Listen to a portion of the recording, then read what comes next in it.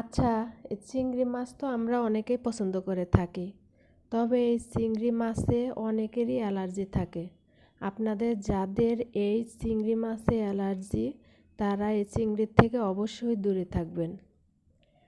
আমার বোন এবং আমার ভাইয়ের এই চিংড়িতে অনেক অ্যালার্জি।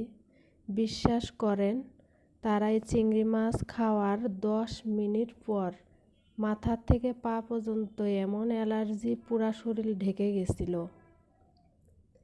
একটা সময় এই চিংড়ি আমার অনেক পছন্দ ছিল।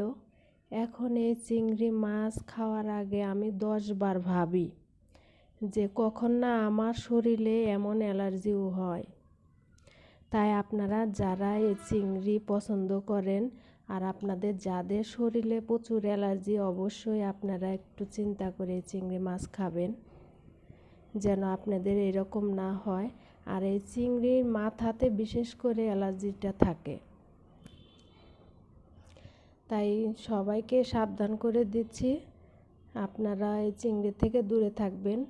তো চিংড়ি মাছটা আমার অনেক পছন্দ ছিল, কিন্তু আমি এখন নিজেও খাওয়ার আগে চিন্তা করে খাই যে কখন না আবার আমার এরকম হয়। যাই হোক, ভালো থাকবেন। আসসালামু আলাইকুম।